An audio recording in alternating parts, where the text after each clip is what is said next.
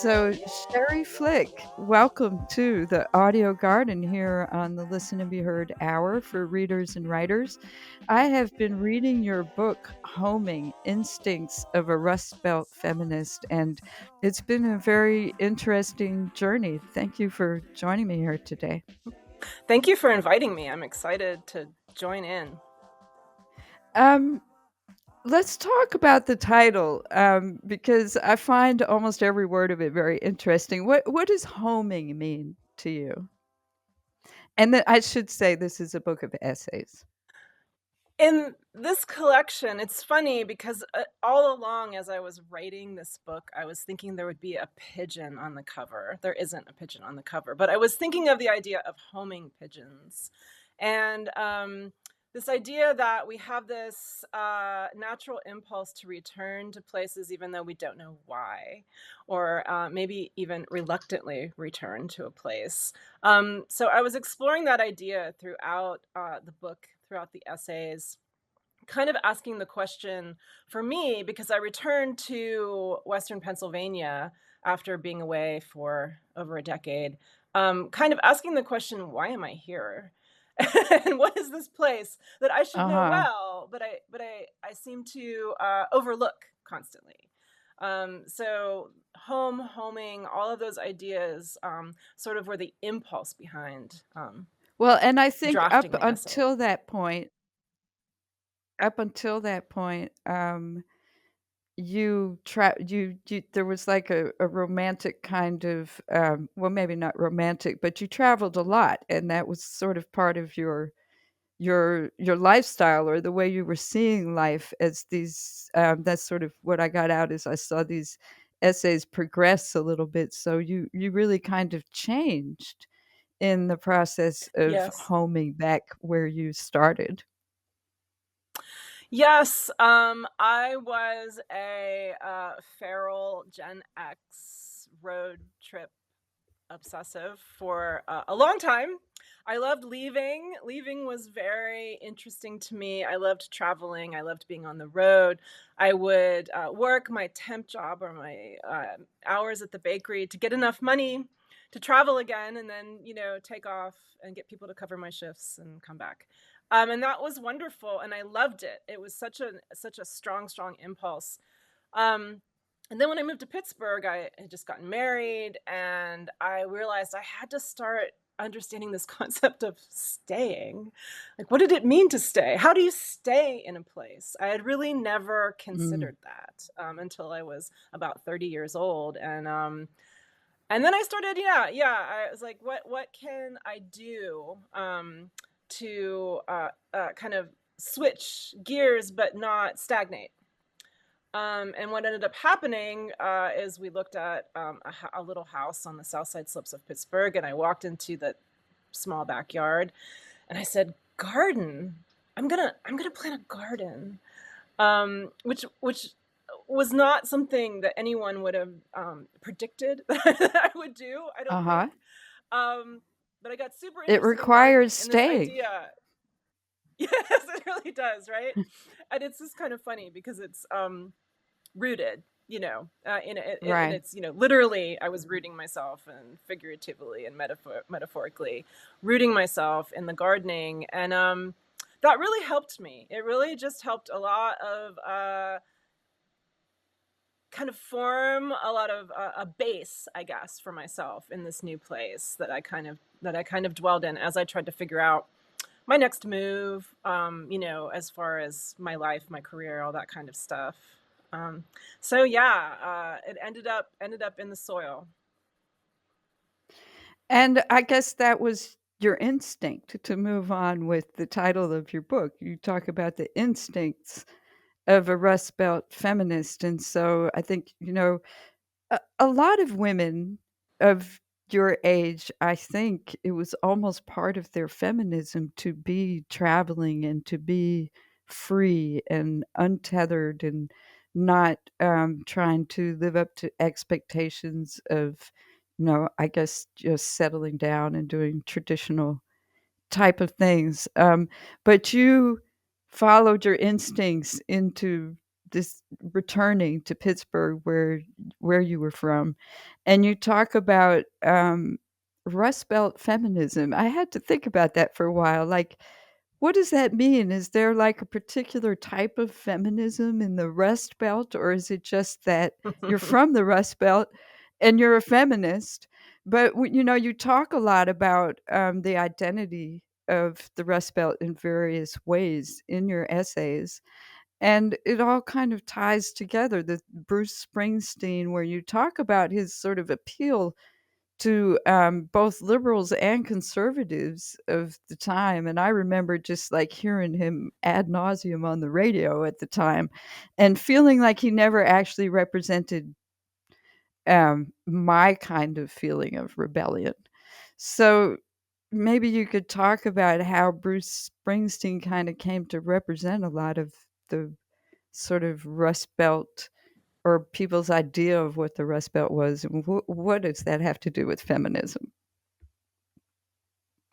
Yeah, it's an interesting and complex connection. I didn't start off writing the book thinking overtly about Rust Belt feminism. The subtitle sort of arose from the collection after it was finished. And I'm not trying to define a new kind of feminism. That is not the goal here. But part of what I started realizing as I was writing, I came to this interesting connection between labor and intellect. And I realized I was a baker in when I left Western Pennsylvania and I went to New England and I was an undergraduate. I got a job baking bread, midnight to 7 a.m. shift, and I loved it. And I realized not then, but when I was writing these essays many years later, that it was that combination of labor and what I was learning in my classes. And I worked at a bakery that was a very feminist bakery. It was all women with an excellent owner who was 20 years older than me. So I had, these kind of big sisters leading the way, and this kind of feminism that dealt with community, that dealt with providing a safe space to eat, in a kind of simple domestic way. But they were all sort of just completely strong and amazing women. So I came to feminism in that way. It was a dual purpose feminism where I wanted to use my hands in labor, and I'd grown up in a mill town, and that was the kind of world I was surrounded by as far as the Rust Belt part goes. And I was learning feminist theory as an undergrad, and I didn't want that to be isolated. So, kind of weaving those two ideas together is who I am as a feminist, how I sort of sit in that definition. And Bruce Springsteen, yeah, it's funny. It's sort of by osmosis here. If you live in Western Pennsylvania, you know everything about Bruce Springsteen and the Steelers, and there's like weird sports connections that you don't know why you know things. But when Born in the USA came out, which was, in the mid 80s, when the steel industry was collapsing, where I was going to high school, there was an appeal, the Springsteen wrote to the working class. But there was also this appeal to rising young Republicans of this idea of this pure born in the USA idea. And so Bruce Springsteen ended up appealing to two different groups at once, which, is really fascinating and also very macho, right? And so the Right. idea, right, we see Bruce Springsteen up on the stage in the book. I show myself going to a concert and seeing him at an arena up on stage, and I'm realizing, I don't want to be Courtney Cox, who he pulls up onto stage to dance with him. I want to be Bruce Springsteen. And how is that done Right. in a world that is, very male dominated? Right. And so some of the themes that come up in these essays is you kind of address that from different angles. You talk about ink space, which I think is what you're referring to, is this idea of where are the women Bruce Springsteen's, who would ostensibly not be saying the same thing that he was saying, but where are his counterparts? And we don't see them. I think we still don't see them in, as we look back, it's hard to find ourselves represented in the music of the pop music from the 50s, 60s, 70s onwards. Yeah, it's definitely true, and it's also true that women travelogues, like Jack Kerouac and On the Road, we also don't get those stories by women. And it isn't that women weren't traveling. It's that, as you quoted, that They didn't get the we ink didn't get the ink space. space to talk about Right. it. Yeah, I yeah. I'm trying to remember But we're which essay that was that you were talking about that, but, it just struck me that term, the ink space, because it's so important, and we forget. Like, sometimes I think about in my own education, which is not extensive, uh, that I read so many men, and onward from there to the point where I wonder if I only read women from, like, this day forward, if I could catch up, or if I could even find a lot of those stories, because they've been repressed by just not being given that ink space. I hear you. It's so true. I quote from the book Minor Characters by Joyce Johnson in my book, and she was Jack Kerouac's girlfriend off and on, and she wrote this great book about the minor characters of that time, and how there were all these Uh-huh. women artists and writers trying to figure how to break out in the same way that the Beats did, the Beat poets. And didn't have the opportunity, and so I just want to give a shout out for that book because it's great, and it connects directly to what you were just talking about. Okay.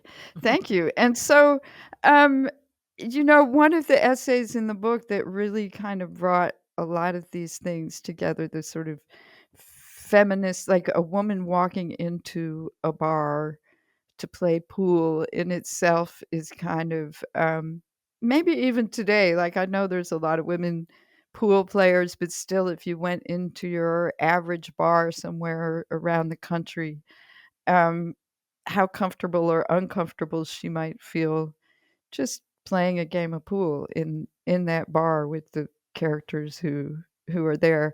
You wrote an essay called Bank Shot, and it brings together a lot of these themes of both the feminism and the sort of, um, gutted work. I mean, that we talk about, the working class people of the Rust Belt, but that was really pretty well gutted in the '80s and so on, and to the point where people who had that as an identity, um, really didn't have it anymore. It kind of fell out from under them. Right, it became I an was going to ask idea. you. Yeah, Sorry, go go ahead. ahead. That identity became an idea instead of a reality. Yeah, so that was an interesting and complicated And it was shift. kind of that idea that Bruce Springsteen was using. It wasn't even at the point that he was kind of romanticizing that image, it wasn't even real anymore. Right. Could you read a little from Bankshot for us? I'd love to. Bank shot. A bar with a pool table rests in my third eye. The table's felt is teal, wrapped in ugly brown, wide and sturdy. Cigarette smoke wafts, lifts up to the ceiling. The word feminist rises from the haze, lingers. The pool table is the bar's heart. Thump, thump goes the jukebox. Thump, thump, thump. This isn't a metaphor. It takes bravado to function in a bar decorated with beer posters boasting ample cleavage. I've just walked in with my cowboy boots and jeans, with my bright red t shirt that reads Piggly Wiggly in stark white lettering across my breasts. I wear my leather wallet in my back pocket, and thick black eyeglass frames perch on my nose. I take off the frames, order a whiskey, and ask for change in quarters from the bartender. There's the low hum of conversation and that smell that comes from years of musty beer mopped and lacquered into the bar's corners. At the pool table, I line the quarters up in their slots, experience the push-pull release of tension as the balls drop and roll. That release is the metaphor for my rage, simmering on the back burner, released with a clunk and a rumble as the balls clatter and snap into line. I fit them firmly into the black plastic rack. How to operate in a bar, how to walk up to a pool table without hesitation, what I wear, how I move, I learned through the osmosis of growing up in Beaver Falls, Pennsylvania, a booming and then not so booming and then finally dead steel town. Whether your parents worked in the mill or not, you learned a few things: how to play pool, the lyrics to every Bruce Springsteen song, the talk, yelling banter needed to communicate with the mechanic, the ins and outs of the corner bar, and the nuance of pierogies, square-cut pizza, and oversized fish sandwiches served up by church ladies. If you're good at pool, which I am, you can garner some respect from the men who grip sweating bottles of beer along the bar top over there.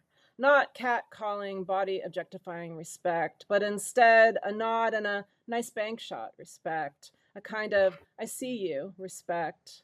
A stoic respect that has more to do with power than sex, more to do with skill than what the posters offer. This very specific pool-related niche respect has transferred to many different geographic locations throughout my lifetime. Thank you. That's Sherrie Flick reading from her essay Bank Shot in the collection of essays called Homing: Instincts of a Rust Belt Feminist. Um, can you tell me, you you describe in your essays the sort of a rich cultural life that you are a part of in Pittsburgh that is really kind of, I guess you could say, underground. It's not something that you can just go look up, um, I don't know, in the newspaper and find a lot of these events that happen that are arranged in a more underground, gotta know about it to be there and gotta be there to understand it kind of. That's sort of like the feeling I got from some of the things that you describe. What does it mean to not be a sellout in 2024? Because you talk about that, not being a sellout, and that you relate it to that kind of cultural scene that is non-commercial, decidedly non-commercial. Right. The whole Gen X credo of not selling out, is also connected to the road trips that we talked about earlier. This idea of kind of falling underground and staying there and having a whole different system underneath it all. Yeah, that's interesting. I actually hadn't made that connection to Pittsburgh the way you just articulated it. But Pittsburgh is interesting because it's a place where you can start things. I lived in San Francisco and other cities, and there you just kind of go to things. They're already happening. But when we moved here in 1998, we sort of were like, there isn't really a literary reading series that's kind of showcasing emerging authors with first and second books. And maybe we can do that. So my friend James Simon, who was a sculptor who had just bought this great old building for a studio, said, yeah, I would love to have some people in my space. And so we just started offering a monthly reading series that was soon, we could fit about 100 people in there. It was sold out every month. It was a potluck. There was beer in the bathtub, which was in the center of the room. And I do feel like part of the allure was that it was a little bit of a secret thing. You had to kind of know about it to go, and Pittsburgh has changed since then, of course, but there still is this air of let's just try it out. What do we have to lose, kind of thing. I think that it does fit into the kind of working class idea of we've kind of lost a lot. Let's just try something. And so that is still happening. In the book, I talk about this excellent kayak tour I went on that had a David Bowie theme, Right. a Whiskey Rebellion and David Bowie theme. Like, who does that? And it was just this fantastic event, one-off event, never happened again. And And probably that is didn't get when any Western Penn. reviews. Oh, right, right, right. The people who went knew about it, and we talk about it. Right. And yeah, it's that also is when Western Pennsylvania is kind of working at its best, I think, when all of the history and weird connections are made, and you have this interesting experience that can't be replicated. I guess that is kind of a not selling out idea, right? It only happens once, and Right, right. if you were there, you were there. So this collection of essays, some of them were, published previously. What did you want to accomplish by pulling together this group of essays, and what kind of life has it taken on since it was published? Yeah, ultimately, I wasn't sure where this manuscript was going. It ends up sort of being a creative coming of age story, how a Gen X Rust Belt feminist is created. You know, so once I realized that those were sort of the connecting themes, and I kind of went back in to, revise in that direction. And I also, the very last essay in the collection called Instincts, which really looks really more directly at my feminism and how it started and changed and what it is today, through personal narrative, that was written last. So that kind of, ends up pulling the book together in a lot Tying of ways. everything together. Hmm. Yeah, I was Well, just at a. mm. go ahead, sorry. I was at a book club last night. I visited a book club, and because you were talking about what life does it take on, um, and it Yes. was interesting. It was 10 women, and they were all boomers. They were all a different generation than me, and they had actually lived in a much different Rust Belt. They had lived in a Rust Belt that was thriving, and they were off in Mm. college by the time it had died. And so they were really interested in the book because it showed them an entirely different experience of place, an entirely different sort of origin of feminism than they had experienced. Mhm. So would you say maybe they were first wave and your second wave? Or I'm not sure. I get a little lost in I there know. trying to figure out between the waves of feminism. Oh, the waves. I know. I know. I hate those labels, and I get confused too. They were definitely of a different time period. They were talking about remembering only being able to play half court basketball.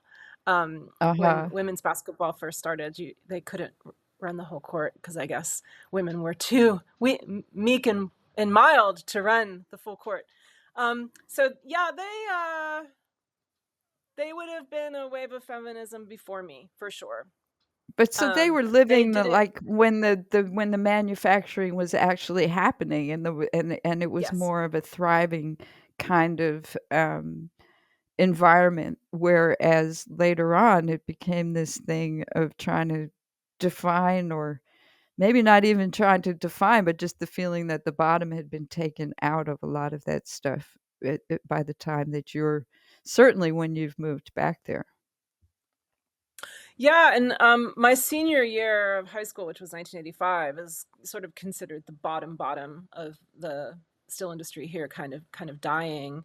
But no one knew that at the time. That's the interesting thing to point out. This history has been defined and labeled in retrospect because at the time, layoffs were common in mills, and so no one knew the mills were really closing when they closed. So it was a kind of hidden in plain sight fall. And I think that really impacted the culture in a way that, it's hard to define a place that isn't defining itself, that isn't talking about Defined by itself. something. Uh-huh. Mhm. Mm. Mhm. Well, Sherrie Flick, you've written also, a volume of short stories, another one of short stories, and a novel. We've been talking about Homing, Instincts of a Rust Belt Feminist, from the American Lives series. Uh, how can people learn more about you, buy your books? Where would you like them to go for that? My website, which is just my name, sherrieflick.com, has information about me. It has links to all of my books. They're also available via Bookshop and Powell's online. You can order them from your local bookstore. They're widely distributed. So if you'd like the book, you should be able to grab one. And that's Sherri is Sherrie Flick, Flick. I It's Sherrie.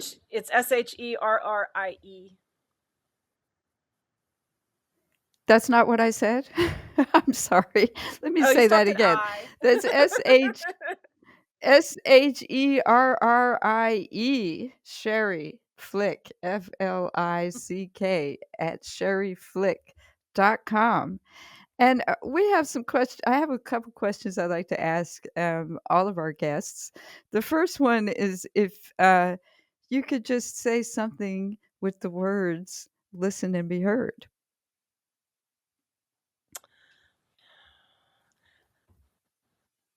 Everyone should listen and be heard.